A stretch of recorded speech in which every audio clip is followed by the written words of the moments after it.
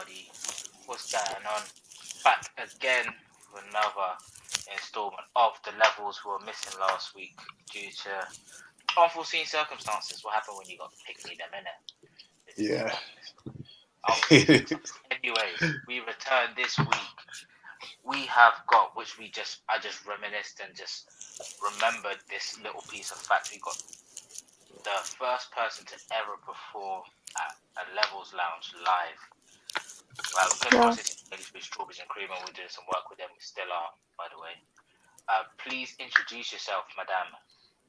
Hi guys, my name is Leila Mckenzie, and I'm an R&B singer from Swansea. Nice to see you all. Like the worst little me. And at the bottom, guys, as always, we've got Dan. We don't need to introduce you, Dan. I'm here. What's I'm good, here. bro? How you doing? I'm alright, bro. I'm alright. I had a very disruptive day, but I made it. Yo, God, sorry, random. I know it's just really random subject. What happened in London Bridge today? We'll talk about it off camera. It's an absolute mazza. It's not even something I want to. Just like for work purposes, I don't even want to share it. But it's mad. All right. Cool. Just know I was there. So everything you've seen, I was right there. Yeah, it's mad. Anyway, it's about Leila today, man. Let's get on with it. You know what, Dan? I'm gonna let you start off. Well, basically, guys, actually, before I let Dan take over, today's topic of discussion, we're gonna talk a bit about Leila because she's the main focus of attention. But we're also gonna talk about how, well, I feel personally as a DJ and running Lev3ls, that a lot of artists that we come across feel they have to make a jump to London to come and get their music career kicked off. And my question is really, as a DJ, I'm going to say, no, you really do not have to, because London is tough.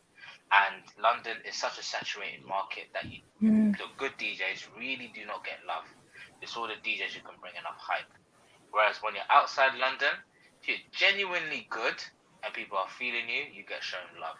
So not always London life to make you pop, is all I'm saying, from a DJ's perspective. What do you say, Dan? You know, I say the same thing, but I honestly feel like London is another country. And the reason why I say that is just that I think that it's the mentality of the people in London. It's like everyone in London believes that they are different to the rest of the UK. And they carry that attitude everywhere they go. I've been, that person. I've been to different places. I've, acted like, yeah, I'm from London. That kind of shit. But we got to get past that because there's so many opportunities that we're missing as a country in terms of like artists and stuff like that, and just talent in general. Especially, I think people outside London have a better chance. And the reason why I say that is because there's not as many screaming voices. So you can, in whatever part of the country you're from, just dominate your thing and just, do you know what I mean? It won't be long until people recognize, like what time it is. So that's just my view on it. London is very loud, and it's unfortunately, it's the capital, and, we get everything that comes with that. I think we have an unfair advantage, but I also feel like there is a level of advantage of being from like a smaller city where you're not competing with as many people. 100%. And in saying that, Miss Leila, take over. Like, tell us a bit about you. What you do. So go on. That's it. Oh, so I'm from Swansea. I sing R&B. It's like has my heart, always will have my heart. But I went to uni actually in Bristol, and I think it was then that I realized like there's just so much more in terms of the music industry. Like Swansea's a lovely city. It's great, especially in the summertime. We've got lovely beaches. There's a lot going for it. But in terms of like music, it doesn't really give much. Like there's not really many recording studios. There's not many live music venues. We are getting actually a new arena, which is really exciting because we've never ever had anywhere that we could like dream of performing you know, when people say, oh, I want to perform in my home city, we don't have that, but now we're going to have that. So that's really exciting. I think it's like, it's a very big capacity. Yeah, it's nothing like the O2, but it's going to be pretty nice. So yeah, and then when I moved to Bristol, I was like, it's got so much more going for it. And I've always loved London. I've got a lot of family in London. I've always kind of known that I'd want to move there at some stage. So now I've just finished uni, I've graduated. I'm like, this is my time to go now, because I've got nothing holding me back. So yeah, I'm just hoping for more opportunity up there. And I do a lot of traveling back and forth as well, for studio and stuff. So it just makes more sense for me to be up there at the minute. You travel for studio? Yeah, I travel up to London a lot for studio time. So yeah. I mean, in the past week anyway, the artist we were working closely with, her name's Amelia Dare. Again, she's from Bristol actually, and she travels from Bristol quite regularly, like yourself, into London, mostly for studio time and stuff like that. This is what I find crazy. Music is so universal, and realistically, even Bristol, where she's from, it's mainly like I call the UK's hub of like deep tech house music. That's where a lot of deep tech house really not even just that. Like Bristol is a music hub in general. Bristol is so? Oh yeah, 100%. Like if you dig deeper into it, they go into like the drum and bass, like they go ham. I feel like every time I've played in Bristol as a DJ, I get that love where they appreciate. You know when like someone looks at you and goes, "Oh yeah," and you play that song that they didn't know they wanted to hear, but like you also didn't know that people would recognize the song that you're playing. I get that in Bristol, where people are like, they know their music, and you know, it's people are much more chilled. Do you know what I mean? Like, and just there to enjoy themselves and have a good time. I do like Bristol as a culture and as a city as well. Yeah, it's great. There's a lot of culture in Bristol. It's like every little part of the city is completely different as well. You'll be somewhere and there'll be a vibe, and then you'll go 10 minutes down the street and it's completely different. And that's why it is almost a bit like a mini London in a way, because it's got a bit of everything, but it's a lot more compact. So yeah, I do miss it. People are friendly as well. It's not like this straight-faced London business, you know what I mean? Yeah, I'm not looking forward to that. You know what I find crazy? That's what you have to get used to, 100%. I know. You have to get used to just airing people and not talking to nobody. Don't listen, Leila, whatever. Don't talk to nobody on the tube. Nobody. Don't make eye contact. No eye contact. I've had friends that have come from outside of London, and like I've tried to go on this for instance, like this guy I know, like he told a story about when he came from Manchester. Like he just started talking to people on the tube. That's a no-no. Don't talk to no one. Like, don't talk to no one. People are going to be like, what is wrong with this person? Like, it's just, listen, it's just, I don't know what it is. In London, it's just the culture where you just keep yourself to yourself and you crack on. It's kind of crap, because obviously, like, when you go out of London, mostly all of the cities that I've been to, everybody's really friendly and just talk and are really polite, and people, like, I've seen people queuing up for the bus. I'm like, in London, you be lucky, big man. It's every man for themselves. Like there's elbows. Like people don't even get out for old people. Like it's really bad. Sometimes even the bus drivers are pulling off when you've still got your foot halfway out the door. I feel like I don't have time to tell them where I want to go. I'm just like, get out of here. It's actually bad. So like you're obviously moving to the smoke. What are you looking forward to the most in terms of the music? Like when you come down here, what are you looking forward to the most? I think just like I think for me, it's like the opportunity to just be able to go to the studio like at the drop of a hat kind of thing, rather than like planning it weeks in advance. And also just the live music. I think everyone's missed live music in general. And Swansea, it has a bit, but just being able to go to show after show if I want to is really cool. And like, especially checking out things I wouldn't usually check out. So like different genres of music, like I can just go down the street and tune into whatever I want. So I'm looking forward to that. It's a vibe, man. You could definitely like. I think in terms of networking, I think you'd really, really enjoy London. Yeah, Meeting definitely. different people, meeting different artists and stuff, and obviously like Lev3ls Lounge is going to be on every month and that. So if you want to swing by, you know what I mean. Oh yeah, I'll be there. Of course. You just want to, just hang out on a Wednesday. Yeah. Is it still the same place? Is it going to be the same place every? Yeah, cool. yeah. And Shoreditch is amazing as well. Man like Casey's managed to secure that bad boy. But yeah, Shoreditch is crazy.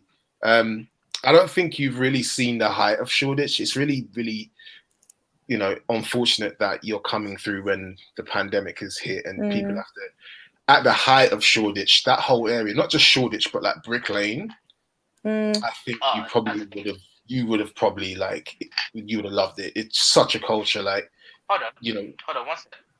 Go on. When you said you were in London, where did you usually stay though when you were in London?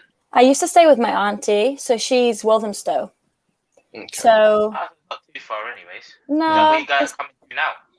Pardon? When you come down to London, is that where you're gonna go now, Walthamstow?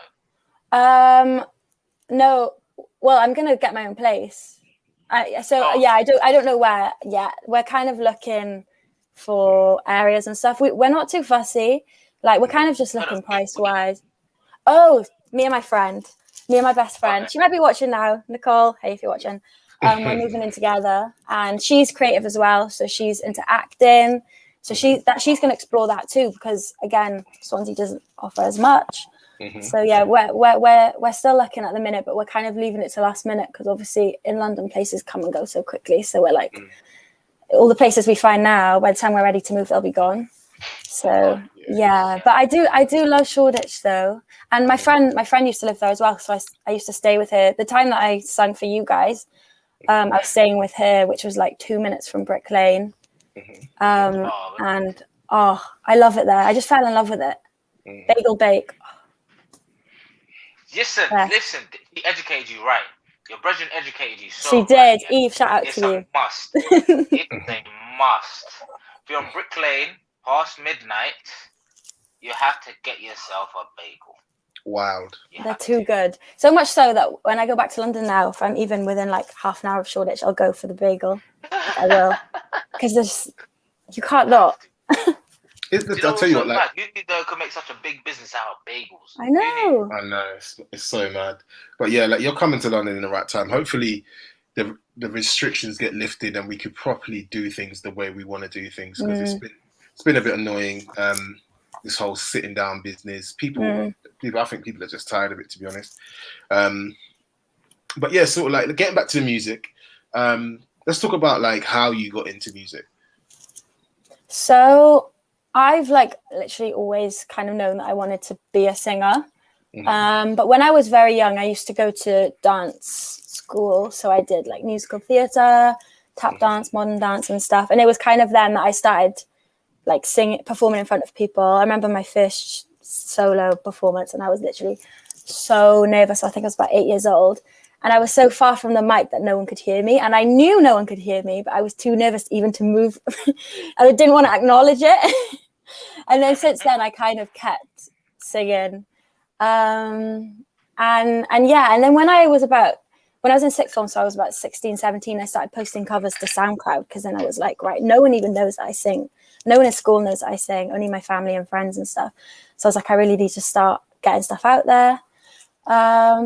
Posted covers quite consistently. I discovered some of my favorite artists on SoundCloud as well, like Kalani and stuff when she was first coming up. Oh yeah. So and then since then I've just kept doing it, kept writing. I write my own stuff as well. Then obviously went to uni and yeah, definitely. And like I used to really dislike writing, like because I wasn't any good at it. But it's one of those things that you just have to practice. And the more I did it, the more I was like, oh, maybe I would listen to this song. How'd you go about the whole process of writing? Do you just sit down and try and catch whatever vibe comes to you on that day, or? Yeah. Like I have to have a beat first. I can't just, I mean, I probably could, but I don't know how it would turn out. I kind of have to listen to a beat, feel whatever vibe that is, and then write to it. And I usually do melody first and then lyrics rather than the other way around. But that's just how I operate. But yeah, so since then I've just been continuously writing songs, releasing stuff, trying to, and I've gone over to TikTok now as well, which definitely helps. You're hitting it hard.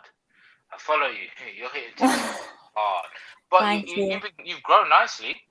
Yeah, I mean, I'm finding it quite difficult to get engagement at the minute because my brother, he raps. His name's Kens, and me and him did like a whoop-dee freestyle a while ago, and that like I didn't even know the song, and he was like, "Oh, I want you to sing this," and I was like, "Okay." We recorded it, didn't expect anything to come from it, and that just like randomly blew up. I was like, listen, "What?" Leila, you sounded exactly like the. I'm gonna sing. I got one based out voice, but you know the song. So, yeah. Okay. How was such a high kind of noise? She was hitting that note easy. Oh, and everybody, and you're just chilling, chilling in the car, and I'm just like, yo, this girl was singing this last year at our thing, and next thing I know, I just see the views go up. I don't know why you say it's random, like Leila, like you were hitting those notes like, oh. Thank you. I think we actually brought it down in key. It was meant to be higher, and then literally last minute I was like, nah, we need to bring it down a little bit. Nah, I think the DJ speeding it up. You was in the right key. Oh, okay. Good to know. Trust me, but DJs have that ear. It's like, nah, this is sped up, man. It's gonna at least 10 yeah. Yeah, it's mad. It's mad. But yeah, that video kind of gave me a platform, to be honest. So a little one. Frozen? No, no one's frozen. We're all good. So obviously, like you spoke about starting music really early. Who were sort of like your influences when you were getting in? Like who were the people that you kind of listened to and kind of got some kind of inspiration from, if any? Oh, artist-wise, yeah. So definitely Kalani. Ariana Grande was a big influence as well. Back in like 2013, I think it was when she released like The Way and stuff like that. He's back. Hear me? Yeah. Yes. I don't know what the hell happened. I think my internet went a bit mad. Sorry, that's cool. Yeah. So whoopty and you saying I have the ear. Sorry. No, I'm just saying who influenced me at the beginning. But yeah, Kalani, Ariana Grande, big influences. I always struggle to think of like artists that I like when I'm put on the spot. There's so many. But yeah, and there was a few people on SoundCloud actually. I used to listen to quite a bit of Frank Ocean. I was actually growing up, I was a big JLS fan, like a huge fan. So I think like I just loved their music so much, and that I think I was you saw my merchandise collection back in the day, honestly. But I just remember like they really inspired me, like the way they came up through X Factor and stuff, and like obviously I was a mega fan, so I read their books and all of that. And it does like when you read people's autobiographies and stuff, you take it all in. And yeah, basically. Definitely. I see that. That used to be such a path though, the whole X Factor thing. Yeah. I'm not sure what happened. I'm not sure if I could pinpoint exactly what happened with it, but it just didn't seem. It just became more of a business rather than like a talent thing, and it just got crazy. Like because it was more for the TV views and people to watch. Because there were some really good singers that went on there, but unfortunately, as an artist, like I feel like there needs to be so many different strings like that you have to have, like. Yeah. You got to be able to market yourself to get noticed, and be really good at social media these days. And when you get to them kind of places, that you have to be able to be, if you want to get signed, that is, the record label needs to see something you did that they can sell to the public, not just your voice or your music. So I think if you're going back to like 20 years ago, it was different. But we just didn't have social media. How old now? Sorry, you're 20. I'm 23. You're 3 years old. Okay. I am 23. I was 3 years old in No, 2001. what he's saying was Oh. what he's saying was It is like was 20 years ago, like if you go back to that kind of, you just needed to have a really strong voice, not so much like the marketable thing. Nowadays, it's like even just in everything, you need to have this, you know, this, you have to be this giant personality. And most of the time, I think your talent itself is not even the first thing on the list. It's kind of like 3 or 4 rows down. Nowadays, yeah. Unless you go independent and you push your own stuff. So like, I have actually asked this to like an artist that we've had on the podcast before. What would you prefer to do? Would you prefer to be signed, or would you prefer to go independent and keep 100% creative input? Or would you want to go down the signed route and have them dictate a few things about you? Oh, I've thought about this a lot. It's really difficult because I feel like for me and for most artists, creative freedom is so important. Like I can't think of anything worse than being told what to wear, what songs to sing, like where to go, all of this stuff. So it really depends, like what kind of contract it was. Like obviously I'd love to be signed, and yeah, it really depends, like who with, and what the team was like, and what the restrictions were. But I don't think there's anything wrong with going independent at all. Like I think that like it's if you can do it successfully, then like you're winning kind of. So I think if I could be super successful as an independent artist, then independent all the way, I guess. But yeah, I legit think this is probably the best era to be an independent artist. Yeah, 100%. Media exposure, literally. I use the baby as a perfect example. Although he's not independent now, his come up was the whole fact that he was going around New Orleans flipping wearing a grown man's nappy and performing in that. People here catch wind of it, and next thing you know, he's the baby and he's making millions of dollars every single day. I didn't know that. I didn't know that was how he came that's up. the story. That's No the way. that's why, hence the name. That's the baby. Ah, okay. Performing Makes sense. in diapers. Grown man performing in That's diapers. funny. It's you know what, something like that is it's impressionable. It's like damn, that dude really. Listen, but you better be good though. Let me tell you now, if you're on, you better be good. If you're wearing a nappy, you better be good.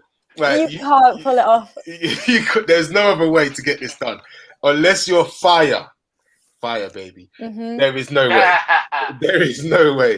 Like, you cannot be pants and be doing nappy business. No way.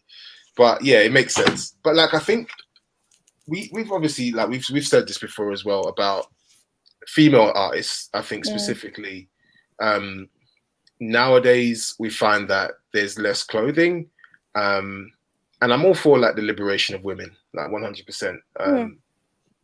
Everything that women want and deserve, they need to get.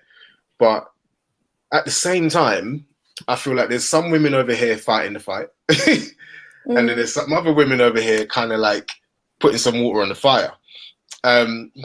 So when it comes to the music business, it seems that at times it's more about a woman's sort of like sex appeal, or sort of like, you know, fashion sense in terms of like what she's wearing, and that gets her, you know, gets her that little edge ahead of other women, because there's a ton of talented female artists. They just don't seem to get the same love.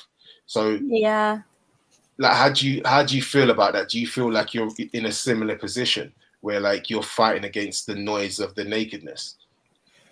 I don't really feel like pressure when it comes to that. Like, I'm all for it. Like, if you want to go down the route of like wearing sexy clothes and being up with all the latest fashion or whatever, then amazing. But if you're more laid back and you're not bothered, you just care purely about the music, you're not bothered about image and nothing, then also that's cool. Personally, for me, I think I'm somewhere I definitely like, I'm very into fashion and stuff. Mm-hmm. And I'd like to think of myself as fashionable. Mm-hmm. But something that I've never like really wanted to do is like have to like over sexualize myself. Mm-hmm. But because I've just filmed a music video basically. Oh, yeah. Mm-hmm. And I had similar conversations there because what I was wearing was, I was covered up and everything, but then I was thinking, I don't know, I was just a bit wary, I think, because I've never really like shot a music video before, and as an artist it's the first time I'm kind of putting myself out there with my image and stuff. It made me think, like, how do I want to be perceived? So yeah, it's something that I'm still kind of navigating, but I think that in the industry sometimes, unfortunately, I think a lot of girls do feel pressure, and myself included at times, to maybe go down that route a little bit more. And I think it is a lot harder to get recognized if you're more modest and maybe a bit more reserved and things like that. Because I see it, you see it everywhere really, in like music videos and things, and but It's just it's each to their own, isn't it? Yeah. Go on, sis. What's your personal kind of, like, when you picture yourself? What's your kind of trajectory? Are you kind of wanting to be one of these, obviously, like, mega stars, or do you want to be more somebody who maybe is not a mega star but is so well respected in what they do?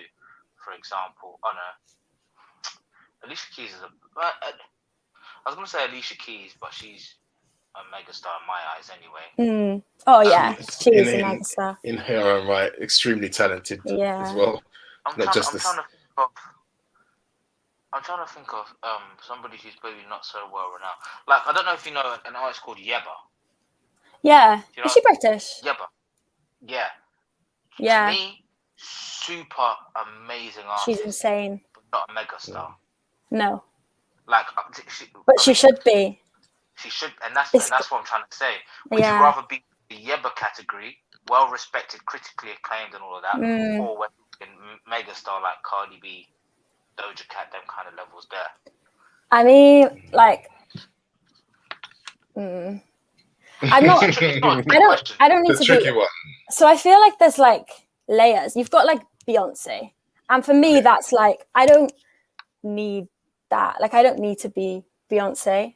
The artists that I look up to, obviously people like Kalani, Doja Cat, Ariana. I was gonna say Drake, but he's like, they're all up there. Like, to be honest, as long as I'm well respected and people actually like the music that I do and think I'm good and they listen to it and it makes them feel something, like, that's good enough for me. But yeah, I'd like to go as far as I possibly can.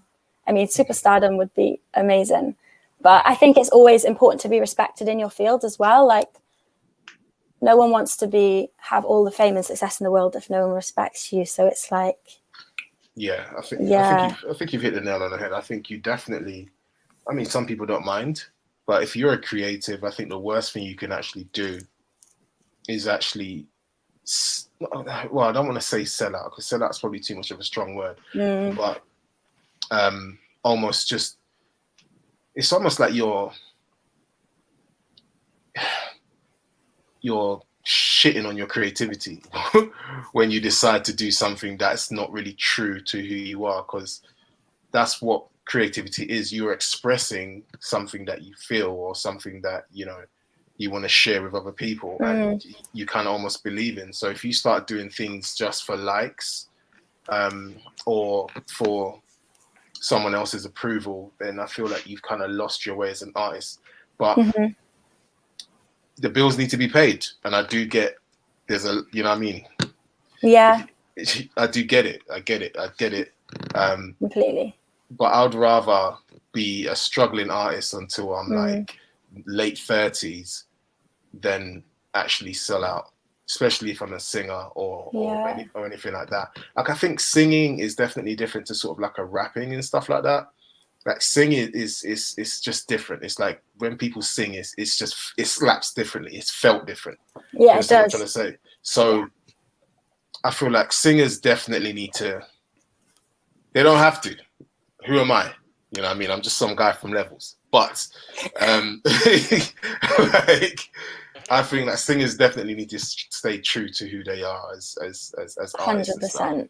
I think that's so important. But that's just my opinion. No, don't mind me. No, facts. In reality, it's the grand scheme of things. As I said, you just hit the nail on the head too. It's just what it is. Facts, pure facts. Yeah. Leila, what's your plans in terms of music releases and stuff like that? Oh, so I've got a single on the way. I don't have a date or anything yet. We shot the music video last month, so we're just getting edits and things back from that. So I'm hoping within the next couple of months for sure, it'll be ready. But this next one is it's an R&B garage track. Oh yeah. So yeah, it's got and I've worked with this amazing producer. His name's Tom Zill. He works with quite a lot of people. We found him on YouTube, but so I got in the studio with him, and does a lot of garage and drill and stuff. So we're releasing R and drill as well, but the single is going to be a more garagey track. Basically, what we're doing is it's 2 songs. One of them's only a minute and a half, kind of joint together. So we've got like a double music video. So it's like they kind of both merge together. So yeah, I'm really excited for that. The song's called Make a Move. Make a Move. Yes. Do you know one thing I've secretly always admired about you is that you're so young, but you pay so much homage and respect to the music that's come before you. Like, oh, thank you. Like most of the new artists I've seen, they don't do that. Almost completely forego it. Like whenever, like some of your TikToks, for example, and even some of the Lev3ls Lounge videos that you sent us last year that we posted up, you were singing some old songs that are well past your years, and I'm like, it's so refreshing to kind of know that somebody probably knows that the music that she's singing now probably stems from somewhere, and it's paying just homage to. So when you even saying gonna touch on a little bit of garage vibes, it's just like raw. Yeah. Garage has been gone for about 20 years. Yeah. Garage is definitely because you see, you're 23. Garage is before your time. It's mad, and that's not in a disrespectful way, or I don't want I don't want you to take it that way at all. But Garage's heyday is like 2001. Like, do you know what I mean? And like when I was 3. Yeah, do you know what I mean? Leading up to like 2006, and it slowly started to just dip a little bit, and that was this last decade. So like Sis says, for the last 10 years, it's kind of been a little bit quiet. It's gone back underground. There's sort of like a subculture. But it's nice to see like an artist like yourself understands and pays, because to be honest, like new artists don't have to. Like you can just do your thing. If you're an artist, you can just do your thing. You don't have to, you don't owe anybody anything. You know what I mean? Like, so you can just crack on. But yeah, it's nice. It's refreshing. I'm looking forward to this garage swing. Like I want to, you know what I mean? Just got a radio show and that. You know what I'm saying? So yeah. It's not like total. Yeah. Plug it now. Yeah, just But I can't take I mean, I'm definitely I like garage a lot, and like it's only something that I've recently got into, obviously going into that genre myself. But I feel like I was low-key a little bit inspired as well by people like AJ Tracy and Mabel and Georgia, who kind of started to bring it back. So I feel like it's like bubbling under the surface. Like it's slowly starting to make its way back into like hopefully it'll become hot again, because it's sick. Like I love it, and it's really fun to make as well. Yeah, the beats are good, man. Garage is something that singers do well on garage. I think garage over some of them, some of the absolute classic garage tracks have been the craziest vocals, like Kelly the Rock. You know what I mean? Like Gabrielle. Like it's been mad vocals, and I feel like we need more singers to explore it a little bit. You know what I mean? Like help us dinosaurs to figure it out. But yeah, well done for that. Thank you. So, I'm excited. When's that bad boy coming out?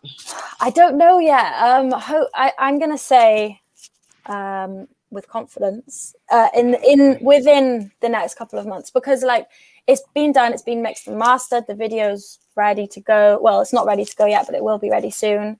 And then obviously it's like the PR and stuff like that, which I've actually never really done before. So this is all new for me. This is like my first kind of like big release, and I actually managed. Sorry.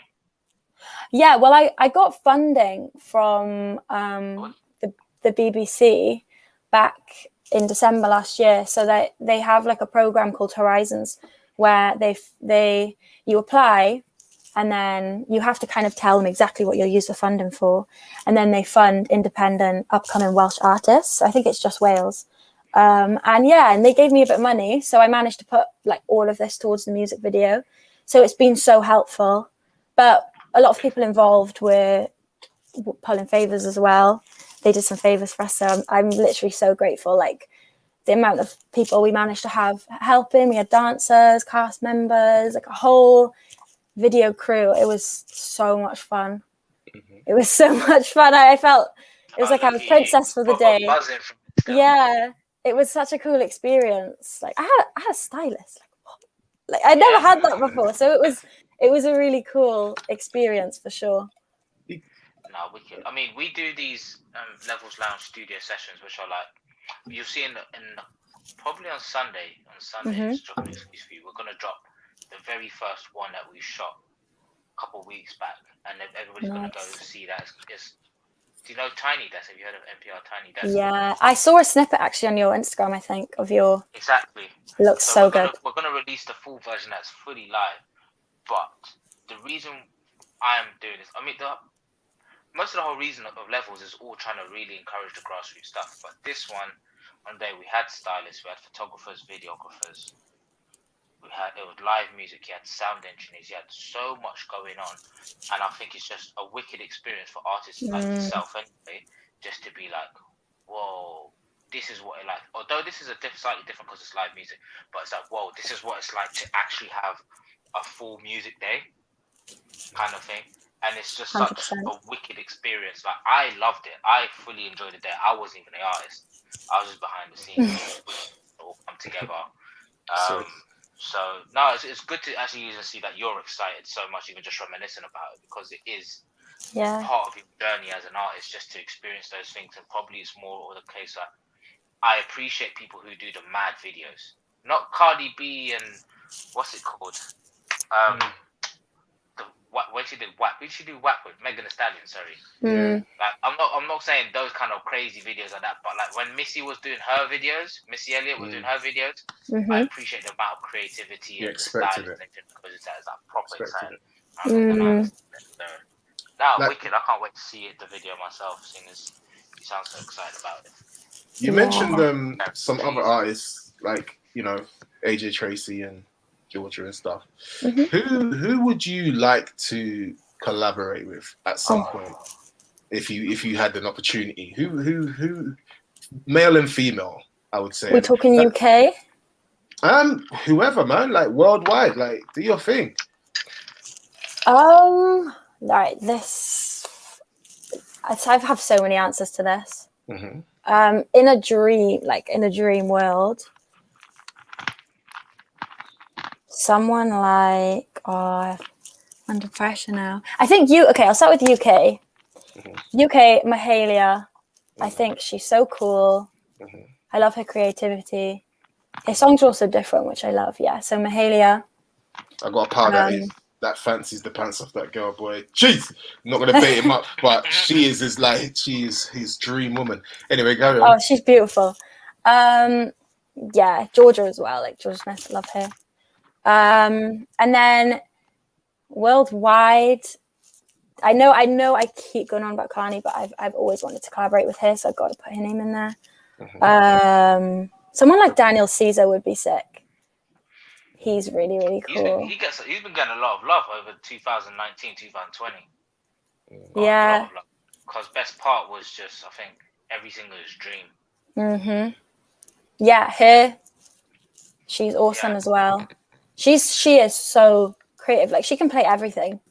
She's insane. I'd love to be able to do that. I wish I could play an instrument, but I can't. I'm kind of learning piano. Justin Bieber would be a really cool one. I feel like he just fits in with anything. Like you can put him in any track and he'll just fit straight in. I hate But to then say it. I'd love, yeah, it's I hate true. to say it, but he is. He's I so was anti-Justin versatile. for a while, but you know the dude's Everybody he's got some skills, man. Justin, 2016 he does numbers. Converted. Everybody converted in 2016. He does numbers. fine. I don't care. Well. Justin. Go on. Someone like Stevie Wonder would be sick. Like, Yeah. can you imagine that? Old soul here, yeah. Yeah, That's I know. respect. That's respect. It would just be so cool. Like, it would be an experience. Mad. There are just so many people. I can't even like think of names right now, but if I think of any later on, then I'll say. But Dope. yeah. Do your mum and dad all play this type of music around the house? Is that why you're so like? Well, growing up, my mum would like listen to a lot of Amy Winehouse. So because she used to put on music every morning when she was like exercising, and she'd always play Amy Winehouse back to back album, Jackson 5, a lot of Jackson 5. So love all that stuff as well. My dad was like is a really big Genesis fan, like a massive Genesis fan. So I had a lot of that growing up as well. Phil Collins. We used to watch Tarzan all the time because it's obviously all Phil Collins songs. Yeah. Guy, I'm telling you, that guy does, in my books, does no wrong. That guy is just wicked. No. Yeah, he's so good. I feel, and it's like music that I definitely probably wouldn't have listened. Like I wouldn't have listened to it growing up if my dad hadn't played it around the house. Listen, hold on. Let me say something. Phil Collins is such a bad man, yeah? How the hell Bone Thugs and Harmony collab with flipping Phil Collins, yeah? Bone Thugs and Harmony. You know who Bone Thugs and Harmony are? You must do. See? Oh. This is where the age kicks in. You know these are the cracks are showing. Oh. No, it's fine. You know, you must know the song Crossroads. I'm not going to even sing it. If you sing it, I'm really. Crossroads, you won't be lonely. Me, you at the crossroads. You never heard that song? No, it's familiar, but fine. I don't know. It might be a little too early. These groups were a bunch of fucks, hence Bone Thugs and Harmony, right? These people work with Tupac, Biggie, Eazy-E, flipping some gangsters. But Phil Collins managed to jump on a track with them. Yeah, he's everywhere. He's hoodlums from the hood of Cleveland. Honestly, Phil Collins, he transcends. He transcends. He's wicked. Yeah, he did Tarzan. Like, imagine doing a whole soundtrack for a Disney film. Like, that's goals. And my guy just lives out of West London or Watford or something like that. I have Jesus no idea. Christ. Bad man. Yeah, yeah. Fanboy over man like Mazzelines. Like, one of the questions we always ask is, like, what do you think of the UK music industry? Oh. The industry, like, in general, or in terms of, like, the music that it's producing? The music industry in general, like, because obviously we've got some superstars over here, but I feel like obviously over in the States they've got a ridiculous number of people. And my view is that we do get kind of overlooked sometimes. But like, just wanted to ask what your view is on that. I think we're doing some amazing things over here. Like we literally have our own vibe going on. And it's traveling over to America, and like they're even doing drill and stuff now in Australia and New Zealand. It's crazy. But I think we're like pioneers in a lot of music genres. And yeah, I do agree. I think especially for R&B, you kind of have to go over to America, like what Ella May did. Like now she's gone. She's out of here. She's over there. I feel like we're very overlooked in general as British artists. I don't really know why it is. Like I can't figure it out because I know why Mason's making the face he's making. Go on. Why am I making that face? Why am I making Because that face? UK people don't show nobody love. Yeah, I know. LMA, Like, I tell people this story all the time. LMA dropped Booed Up in this country 2 years before it went crazy. Yeah, I heard that. Yeah. No love. Zero love. Mm-hmm. She went over there. They repackaged her. Boom. Drops. Next thing you know, take off.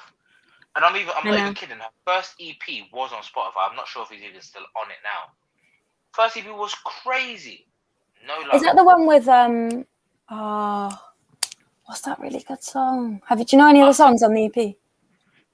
Listen, I need to go on my spot. In fact, let me see. Keep talking. I'm going to search my Spotify. I'm hoping I downloaded it and saved it somewhere. no, I definitely feel like the UK, and this is why I feel for you artists sometimes, because that's why spaces like the Level Lounge had to be created, because we feel like we've got so much talent here, some great singers. Like the first one with you there was mad, like, and then the second one the other day was insane, right? But a lot of these so yeah, I know, it was crazy. We were just geeking out in the back, like, oh my god, it's mad. But the UK just doesn't appreciate, I don't know what it is. There's something missing. I don't know what it is, but it's almost like there's just not this appreciation that we should have, almost for our own. Yeah. It's like because I feel that subconsciously we have the bar set as the Americans. Like the Americans are who we sometimes look to, and I'm like, whoa, like just stop for a second. It's almost like this unconscious bias against our own artists. It's bad. No, it's true. It's so bad. Like I know that sounds nuts, but it's like they look past the local people who are great artists and got good voices or good at rapping or whatever, and it's like, well, no, you're not American, okay? And it's like it's unconditional. Everybody's used to hearing the American voice. I'm hoping with like a younger generation, they'll just actually start to have that much more faith in themselves and just be like, well, and we're seeing it happen now. Give it time. Give it 5-6 years. You're going to see a complete transformation of the industry. It just takes a little, 100%. It just takes a little while. Just based on like the amount of music that's being produced, the amount of little cultures and stuff that are popping up, and just how artists nowadays from the UK want to support each other. Yeah, that's what I'm trying to say. Like this. Sorry to jump in. No, the thing is, when we were growing up, and say when garage very first started, I think I'm young, but we could rewind back to flipping Omar. Who's the group that who released Back to Life, Back to Reality? Is it Soul to Soul? Yeah, so Soul to Soul, like you got that far back. Soul to Soul for me opened the door for like soul and R&B in UK. Omar carried it on, and he still does a great job now. Then we had a lull. Then we had garage come out. But the thing that I always noticed was UK artists never collaborated with each other, because you had So Solid Crew, one entity, Heartless Crew, next entity, Warfire Crew, next entity, Genius Crew, next entity. That they would always release their songs just then. They would collab. Then there was beef with Dizzy and Roll Deep, for example. But these guys are all boys. Kano, Dizzy, Gets, all of them are boys, but never worked together. It only literally took until 2015, 16 when I really see any of these artists starting to work together, and that began like the first shift. And now you see all you got artists working together. You got to look at what it was like back then as well. Like back then, we didn't have the audience. Like we were still very much like listen to what I'm trying to say. Like as much as we would like to think that we were this huge number of people, if we're talking like 2005, okay, like our music was still like they will allow 1 or 2 tunes into the charts. Like it wasn't like flooded. When you look at the charts now, it's dominated by, like, when I say our type of music, I'm talking about sort of like black music. It's kind of dominated by black music, like, and with the help of social media and stuff. So back then, as much as maybe we wanted it to get out, nowadays it all kind of makes sense. And and this is what I'm saying, give it time.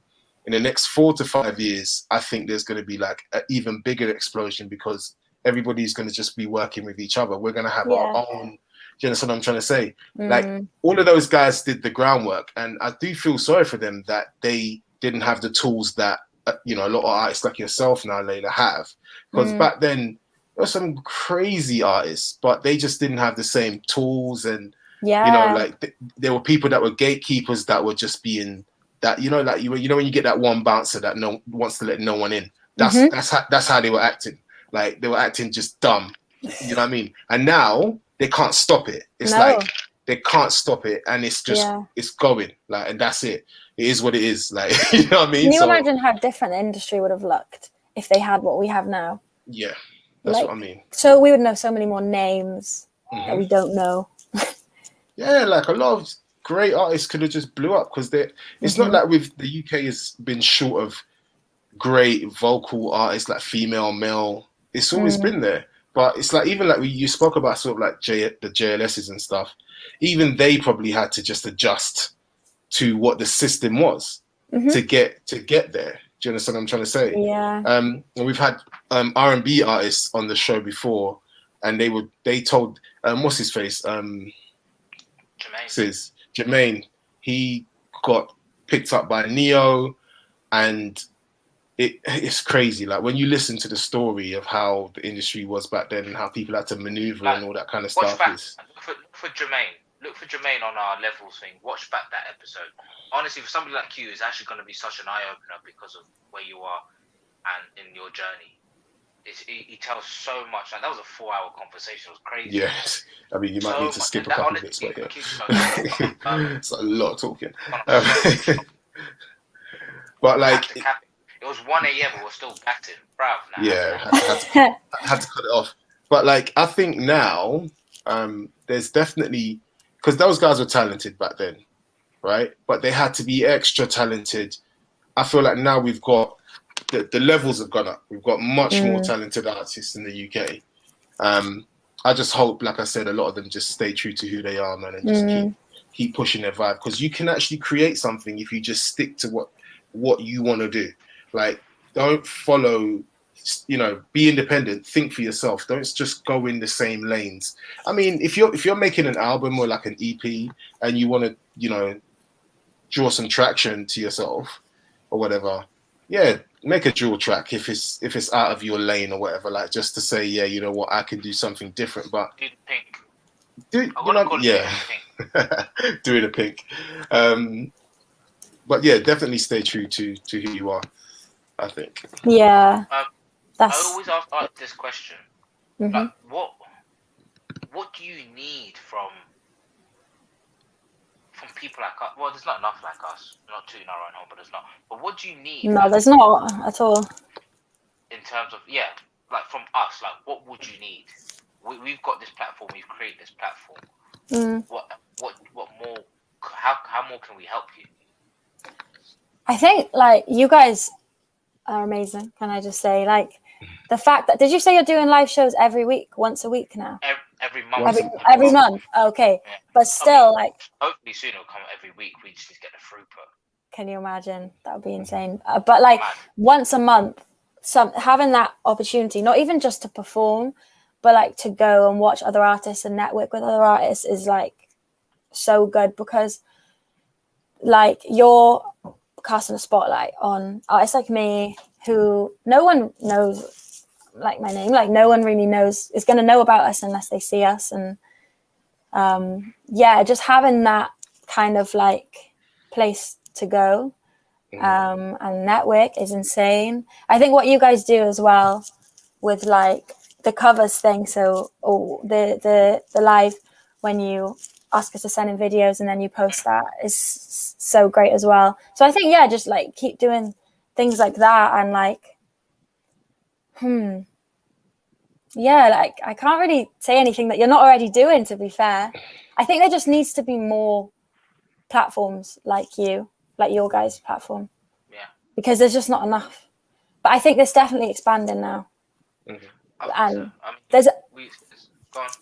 Oh, and especially like, so what did you say your new like live thing was called? The live show. Lev3ls Studio. Level Studio, yeah. Like that, more like that would be amazing, because obviously you've got the big ones, you've got Colours and Tiny Desk and stuff like that. I did one. Yeah, definitely. Watch out. But yeah, because I did Breaking Notes a while back as well, which is a similar vibe, which was so much fun. And not only that, but it's also amazing for the social medias and stuff. Like it's great to be offered that kind of content to just put up. Because I feel like getting content these days can be a struggle as well. Because like obviously the era, pardon me, the era that we're living in is we kind of have to be constantly feeding our social media accounts, and it can be quite tiring. Like there's days where you're like, oh, I don't know what to post, or like so it's always good to have that option and to have things that are really well made. 100%. Because not everyone can afford to film videos as well. So no, 100%. Honestly, I'm gassed. Wednesday, Sunday, I'm so gassed for people just to see what that is. I'm so excited. It looks insane. Was it filmed in like a kitchen? Yeah. Nice. Yeah, literally. Like, I'm not trying to copy Tiny Desk, but I literally just went to this place one day and I just saw it. I was like, right, okay, this actually looks wicked. Why don't we just get somebody standing here? Let's just slap the keyboard on top of this sink. Literally, like you'll see, there's a keyboard on top of a sink. People playing. Let's pop the drums over there. Let's put guitars and backing vocals over here, and let's see what we've got. And literally, we just started playing. Well, got some people to trial it first. Remember Effie from the night that you were there? So we got Effie just to do a real quick trial with us, and it just sounded so dope, so cool. Let's really pattern this, and then it leads to what we've got now. So yeah, I'd say I can't wait to show people, and hopefully we get people like, now you're in London anyways. Yeah. The requirements are you need to get a band, you need to get keys, drums. Like it's for me, it's about the pure essence of music. Always has been. So that's why I try to do so much stuff live. Yeah. Not trying to catch nobody out with their voices, but it's like, can you actually sing though? It's because I've had big people approach me, were saying, "Cool, we're gonna put a backing track and this and this," and I was like, "No.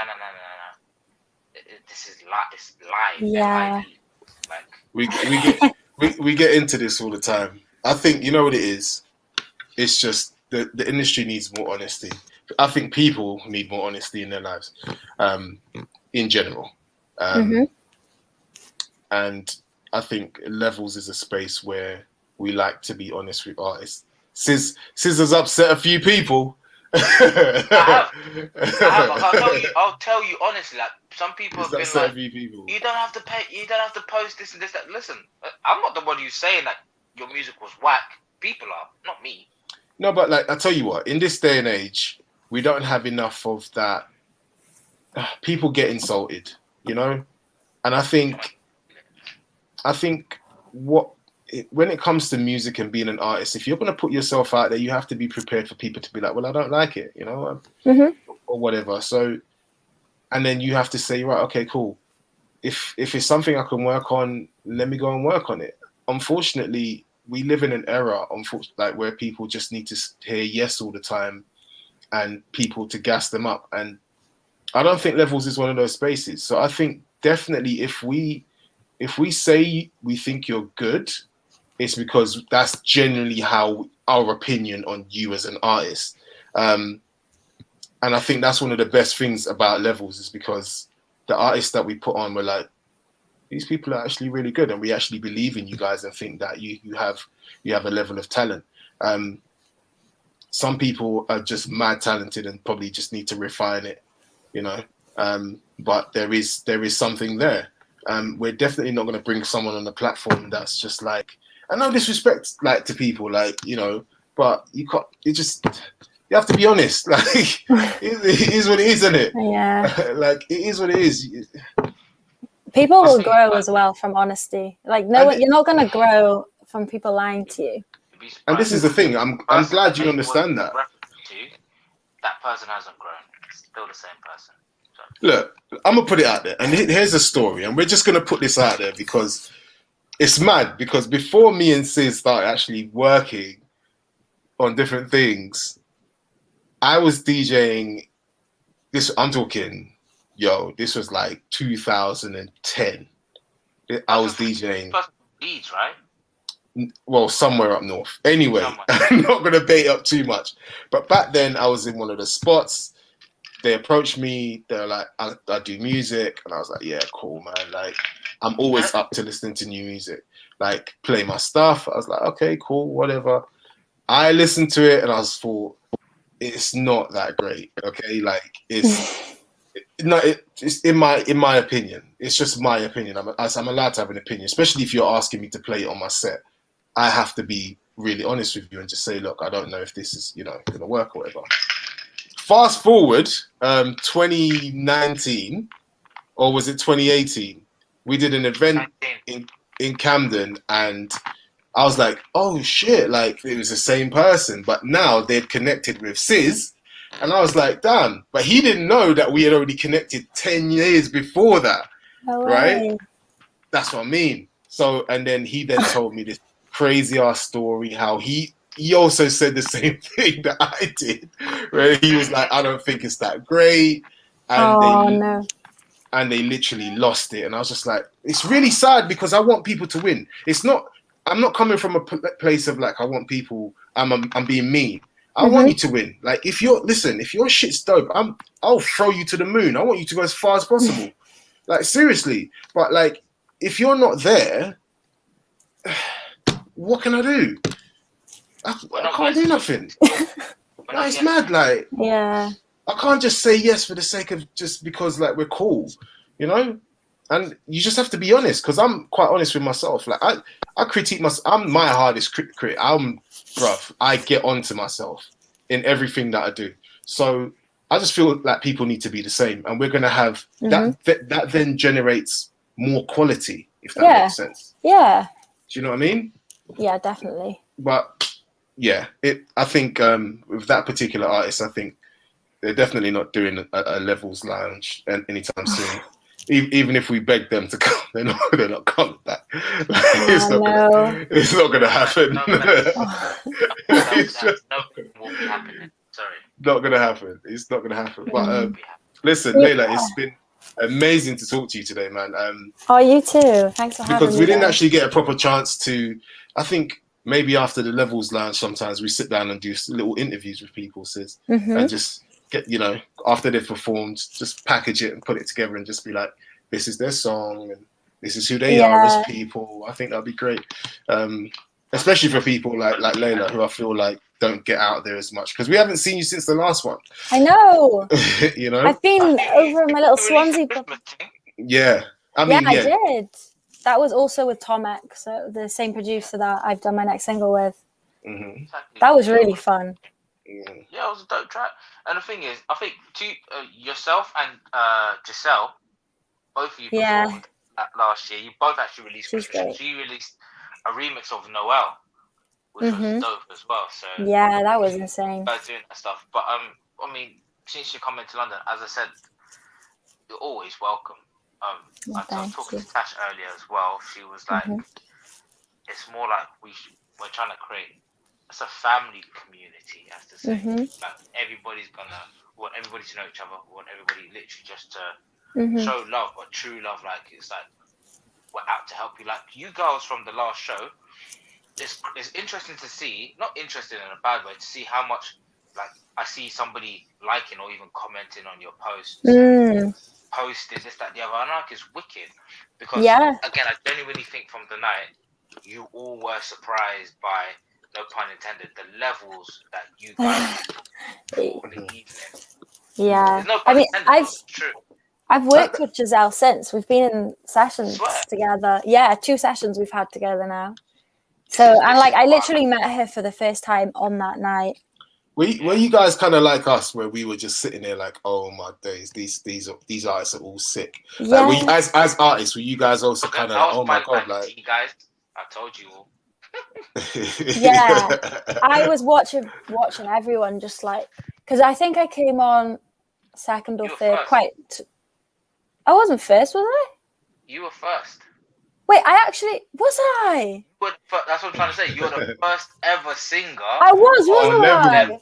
Yes. First ever. There you go. Maybe I was just so nervous I've like blocked it out of my brain the fact that I was the first one. You opened. Literally a year to the day, man. Like literally, like a year ago, you was the first person on our platform. Was it a year ago today? Oh no, July 29th. Roughly. July 29th. 1 month. Well, okay. Almost a year, but you know what I mean. I was so nervous for that, but I remember just watching everyone like come after me and just being like I didn't. It's not that I didn't expect the talent, but and everyone was so different as well. They just blew me away. It was insane, and like the stage presence, it was all there. It was like, yeah, it was a really nice experience. I brought my friends along as well, Yeah, nice. and it was the first time we'd all seen live music together in ages. It was just such a good vibe. It was something like about live music, man. It's just crazy. It's just crazy. It's definitely a vibe, man. 100%. Yeah, I can't wait to come down for your next one. Listen, July 28th. I'll be there. One. If you're in London, July 28th. Maybe August. Yeah, I should have my place. I should have my house by then, or my flat, whatever. Move in. So... Hey, listen. At the moment, London properties are moving mad, but yeah. Oh, I know. Get yourself in. You know what? Yeah, we will have to link up after the show. Yeah. The Brick Lane thing for some bagels. Yeah. Oh yeah, it's open till all night, right? So yeah. 24 hours thing. You have to all swing out. Wait, I'm not getting no kebab from next door like last time. What you'll discover is this nighttime culture of London where there's all these little spots that 24 hour that you could just go and get your munch. Mad. Yeah, that's another thing I'm actually excited for about moving to London. Like just discovering all the little spots that you, as a tourist, you don't see. Yeah. So yeah. There's some bougie spots as well if you like the bougie. I mean, I like it, but I don't think my bank account likes it. So. Shoot, hey, so might have to wait a few years. You want from us. Yeah, I was actually going to mention that. Like, that was, I love that. I'm going to start the backup. Yeah, what the competition. Those, yeah. Really? I love them so much. I just keep them in. Celtics. Some OG Celtics she won. Wow. Those were some pairs of classics that she got. But we got tons more. We got 4s, 5s. Got some 6s in there. Got tons of. Are they all Celtics or are they different? No, they're various. You got some Concords in there. You've got some Breads in there. You got loads. Yeah. No, I don't know why. Like, not enough people entered that. I was like, what are you doing? Just like, you know what it is? It's because we're a small brand. And when you see somebody with 1,000 followers saying, okay, we're giving away Jordans, nobody really believes that kind of stuff until somebody wins it, like yourself. What was weird is it literally was a randomized draw, and it's just weird that you were a singer. So yeah. But yeah. I was gonna say because like I really, from you guys, I've just felt the love and stuff, and like you're always commenting on things and sharing, and like even that competition and stuff, like you're so interactive, and so yeah, it's as an artist, it's so like I can't even explain how useful platforms like yours are for us. Like so thank you guys. We try. Tash is the one who's doing a lot of that stuff that you're seeing. So big up Tash for real. Big up Tash. Been doing so much, but as I said, we just need to get some support from the people. Really, still, as I said, I think a lot of people think that we're just a fake account with some of the stuff that we do. But it's too good. We're just out here trying. Yeah, good. It almost looks too good to be starting out. That's the maddest thing. Because I analyzed it the other day and I was like, bro, like people don't start out like this. like sorry, I people can't don't start out like this. Half-assed. I get that. I get that, but it's just like shit. Like sometimes people are maybe doing a little double take, like, huh? The fuck? But, your branding is on point as well. There you go. You're like your branding's on point. Like it's just so coherent. Is that the word? Like it all flows, you know? Yeah. So yeah, you guys are doing. We haven't had this feedback about anything, so it's wonderful to hear it. Oh, you're welcome. A couple people probably feel like that, but just too shook to say it. But it is what it is. Cool. Feeling the love. Anyways, Leila, honestly, I can't wait to have you in London. Oh, I can't wait. You've got my number anytime. Yes. Holler. Yes. Especially when you're in London and you need something, holler. We got you. I will do. Thank you. I appreciate that. Come through, man. Can't wait to hear music from you. Definitely. I'll try to put you in touch with some other people as well when you're here. Because that's where That'd be amazing. to know more people as well who do this, that, the other. And yeah, I wish you That'd be amazing. Come down to July's one. July's one actually is going to be really cold. There's going to be some real good people there as well. The 28th, you said.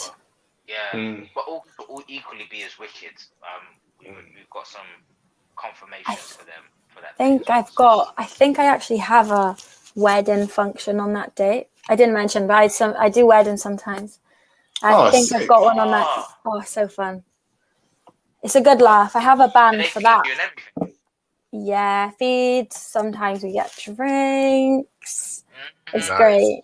It's a good vibe. But I have a band for that, so maybe where are they? I could even. Based, obviously. They're actually Bristol based. Okay. So, and they're I work with some super talented people from Bristol, so it would be great to get them up as well for. You need to do a Lev3ls Lounge studio. Yeah, it would be amazing because I love performing with a band. Like, yeah, I wish I could do it more. I'll need to get my own band in London for sure. That's the dream one day.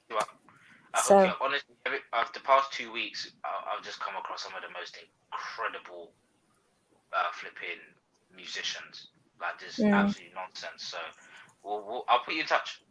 Yeah, please do. If you want to get in touch with them. Lots of session players and stuff like that. So, don't worry, that would be amazing. You got me. Thank you, guys. No problem, man. Don't ask me who we got on next week. Honestly, I don't know just yet. You guys, I have no idea who we got on next week. But Leila, actually, just before we go, where can people find you? Where your music is and stuff like that. Just please remind us. So you can find me on Instagram at Leila Mckenzie. So just my name on the screen, but without the IE on the end. TikTok, I think I'm just Leila Mckenzie. Leila Mckenzie on SoundCloud, basically everything. So yeah, you can find me there, and Spotify, Apple Music, etc. Just Leila Mckenzie. So yeah. And in fact, we never even asked. Sorry, we've been just chatting so much. How many singles have you got under your belt currently? At the minute, so I've got 2 released. I've got Private, which was 2018, released it on my 20th birthday, and then I've got Space, which I actually released in August last year, I think. So that was new when I. Lev3ls Lounge. Yeah, because it wasn't. Was it even released when I sang it? It wasn't. No, yeah. So there we have it. But soon to be 3 singles, so keep your eyes peeled for that. Space is a beautiful song, by the way. Did you write that yourself? Thank you. I did. Yeah, I did. Heartbreak song, eh? Yeah, it's pretty emotional, but it's actually not written off experience. A lot of people have came up to me after I released it, like, are you all right? No, it's a deep I was like, I'm fine. I'm absolutely fine. I like to write stories when I write. I like to put myself in someone else's shoes.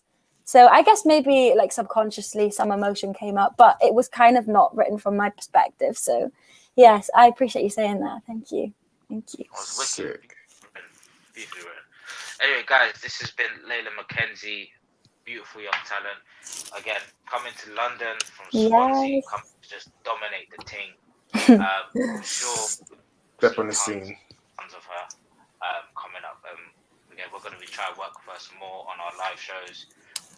Sunday is going to be the first of the Lev3ls Lounge studio. Watch out for that, because as I said, we're going to need everybody's support just to take over the thing from NPR Tiny Desk and Colours and just do things UK style, you get me? Anyways, guys, it's been a pleasure. We'll catch you next week. As I said, I don't know who is on next week. I apologize, usually I'm prepared. Actually, LMA's first album was EP was called Ready. Right, the song that I was thinking of, is it She Don't? Is that on that? Let me just double check. It might have been on her second EP. She Don't. It's such a good song.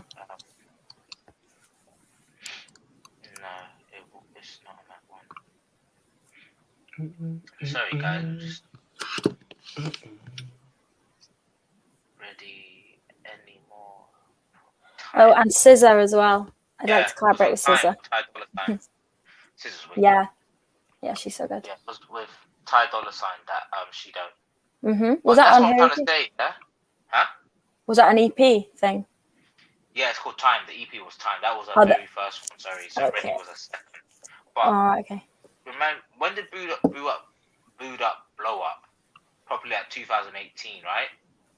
I'd say, yeah. Yeah. Imagine Which she's been one? releasing music from 2016, right? She flew under people's radar like that, and she's been in 2016. She's doing songs with Ty Dolla Sign. It shows how much the UK don't love our own people, man. That doesn't make sense to me. It's a style of music as well. It's a style. It's a style of music. A lot of people are too caught up with the. Everybody's a G these days, but no one wants to appreciate singing and shit. So yeah, it's one of them ones. That's very true. Yeah, yeah. So, Unfortunately. 100%. Anyway, guys, again, we out. Thank you so much, Leila. You're welcome. Thank you for having me. no problem. Any day, we'll get you back on any as well. Probably later on in the year.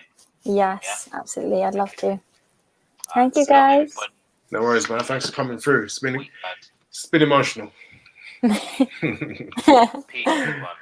Peace. Bye. All right, peace. Learn life. There's levels to this shit.